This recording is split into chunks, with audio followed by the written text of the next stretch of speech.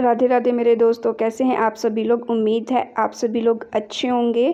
कहानी के लिए मेरे चैनल को सब्सक्राइब कीजिए, कहानी को लाइक और शेयर ज़रूर कीजिएगा और कहानी कैसी लगी प्लीज़ कमेंट बॉक्स में ज़रूर बताइएगा। कहानी को लेकर कोई भी राय या सुझाव हो वो भी कमेंट बॉक्स में ज़रूर दीजिएगा। तो शुरू करते हैं हम आज की अपनी कहानी। बेटा, तेरी माँ को आजकल बहुत तकलीफ रहने लगी है। दमे के कारण सांस फूल जाता है। एक बार शहर के डॉक्टर के पास दिखा लेंगे तो अच्छा रहेगा। दिलीप जी ने अपने बड़े बेटे केशव को फ़ोन पर कहा। पापा, वो तो ठीक है, लेकिन यहाँ डॉक्टर को दिखाना इतना आसान नहीं है। घंटों लाइनों में लगना पड़ता है। इस वक्त ऑफिस में काम भी बहुत है। आने जाने का खर्चा और झंझट अलग से। फिर मानो एक बार दिखा भी दिया तो बार बार दवा लेने और चेकअप करवाने के लिए लाते रहो। मैं तो आपकी सुविधा के लिए ही बोल रहा हूँ, आप माधव को क्यों नहीं बोलते? उसका तो अपना बिजनेस है, 1-2 दिन का समय निकाल कर माँ को दिखा देगा। केशव ने अपने छोटे भाई पर बात टालते हुए कहा। एक आशा भरी निगाहों से दिलीप जी ने एक बार फिर फोन की ओर देखा और अपने छोटे बेटे माधव के पास फोन मिला दिया। काफी देर घंटी बजने के बाद माधव ने फोन उठाया। हेलो बेटा, कैसा है तू? और बच्चे और बहू मज़े में तो है ना? हाँ पापा, हम सब ठीक है। अभी काम का टाइम है तो आप जल्दी बताओ, कुछ काम है क्या? बेटा, वो तेरी माँ की तबीयत आजकल ठीक नहीं रहती। एक बार शहर में डॉक्टर को दिखा लेते तो अच्छा रहता। पापा, आपको तो दूर के ढोल सुहावने लगते हैं। शहर में कौन से अलग डॉक्टर बसते हैं? आपको पता है यहाँ कितना प्रदूषण है। यहाँ की धूल मिट्टी में माँ की तबीयत और बिगड़ जाएगी। चैन से यहाँ रह रहे हैं, वही रहिए। गांव जैसा माहौल इस शहर में कहाँ मिलेगा? बेटे का दो टूक जवाब सुनकर दिलीप जी चुप रह गए। पास बैठी उनकी पत्नी लीला जी भी फोन पर हुई बात सुन रही थी। एक माँ तो हमेशा इसी भ्रम में रहती है कि बच्चों को कुछ मजबूरी होगी, तभी ऐसे बोल रहे होंगे। पति की आंखों में बेटे के प्रति हताश देखकर लीला जी ने बात संभालते हुए कहा। जी, वो ठीक ही तो बोल रहे हैं, वहाँ शहर में रखा ही है। बेचारे जब यहाँ आते हैं तो देखते नहीं कितने कमज़ोर लगते हैं। वो हमारे बारे में सोच रहे हैं, कर ही बोल रहे होंगे। पत्नी की बात सुनकर दिलीप जी लंबी लंबी आहें भरते हुए बोला।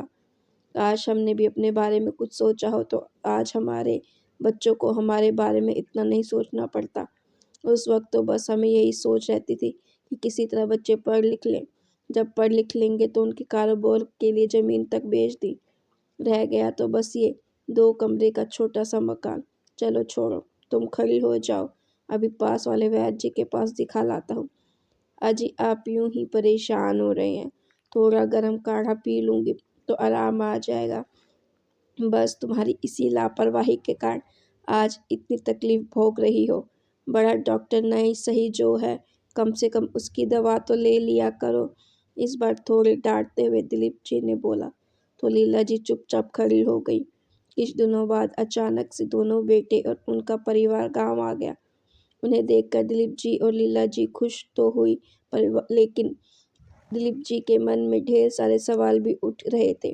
कुछ देर तो सब ठीक रहा, लेकिन धीरे धीरे केशव और माधव मुद्दे पर आ गए। केशव बोला, पापा, मैं सोच रहा था, अब आप दोनों की भी उम्र हो गई है, आपको यूं अकेला छोड़ने का मन नहीं करता। आज वर्षों बाद बेटे के मुंह से ऐसी प्रेम भरी बातें सुनकर दिलीप जी और लीला जी हैरान थे। लीला जी तो भाव विभोर होकर चमकती हुई आंखों से दिलीप जी की ओर देख रही थी, मानो कह रही हो, देखा, मैं कितना कहती थी ना कि हमारे बेटे हमारी बहुत चिंता करते हैं। माधव ने भी बड़े भाई की बात में बात मिलाते हुए कहा। हाँ पापा, अब यहाँ रखा ही है, आप पोता पोतियों के साथ आराम से टाइम पास कीजिए और हमें भी सेवा का मौका दीजिए। पूरा मन बना लिया लीला जी ने, लेकिन दिलीप जी सिर्फ मुस्कुरा कर रह गए। अगले दिन केशव कुछ कागजात लेकर दिलीप जी के पास आया। पापा, यहाँ हस्ताक्षर कर दीजिए। ये कैसे कागज है बेटे? दिलीप जी ने आश्चर्य से पूछा।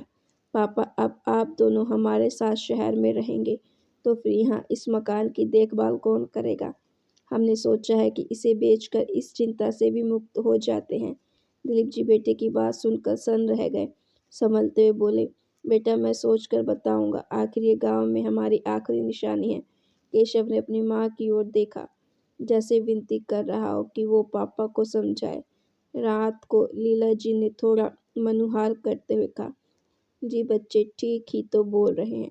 अब बच्चों के साथ रहना है तो ये मकान किस काम का। वैसे भी हमारे बाद ये इन बच्चों का ही तो है। हम थोड़ी ही अपने साथ कुछ लेकर जाएंगे। दिलीप जी बिना कुछ बोले लंबी आह भरकर करवट बदलकर सोने की कोशिश करने लगे।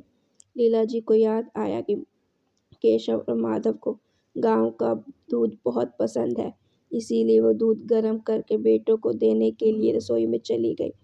कमरे की तरफ जाते हुए बड़ी बहू के शब्द उनके कानों में पड़े, देखो मैं अकेले इन दोनों की सेवा करने से नहीं रही, तुम ही संभालना अपने माँ बाप को। अरे तुम समझती क्यों नहीं, मकान बेचकर जो पैसे मेरे हिस्से में आएंगे उससे छत पर 2 कमरे बन जाएंगे। बच्चे भी बड़े हो रहे हैं तो कमरा उनके काम आ जाएगा। वैसे भी कौन सा ज़्यादा दिन ये हमारे पास रहेंगे। 6 महीने बाद माधव के घर भेज देंगे। लीला जी के कदम वहीं जड़ हो गए। दूध के गिलास भी बहुत मुश्किल है उनके हाथों से गिरते गिरते बचे।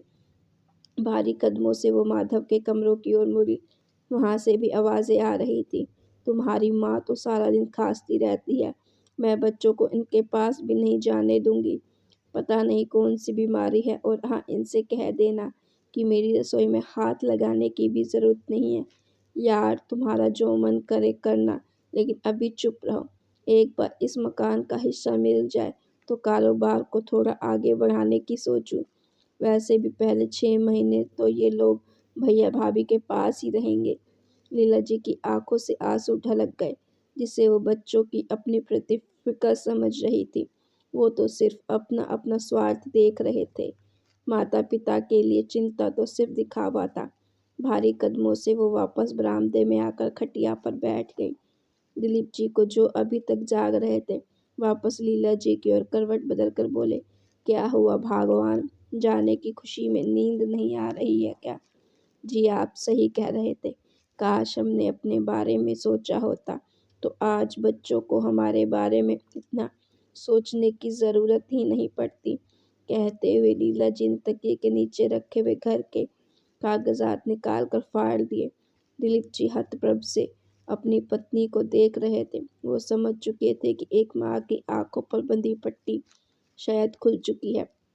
सुबह जब फटे हुए कागज दोनों बेटों ने देखे तो खींचते हुए वापस शहर लौटने की तैयारी करने लगे। बहुओं की बड़बड़ाहट भी चालू थी, और दिखाओ चिंता, ये लोग अकेले रहने लायक ही हैं। इस उम्र में भी जमीन जायदाद का मोह नहीं छूटता। दिलीप जी और लीला जी ने जैसे अपने कान बंद कर लिए थे, लेकिन आज जिन्होंने एक प्रतिज्ञा जरूर ले ली थी कि आज के बाद कभी अपने बच्चों के मोह में नहीं फंसेंगे। अब अपने जीवन की अंतिम सांसें इसी मिट्टी में लेंगे। एक दूजे का हाथ थामे दोनों एक दूसरे से वादा कर रहे थे कि अब हम ही एक दूसरे का सहारा हैं। तो गाइज आपको ये स्टोरी कैसी लगी। अगर आपको स्टोरी पसंद आई हो तो प्लीज़ स्टोरी को लाइक ज़रूर करें और मेरे चैनल को सब्सक्राइब भी करें।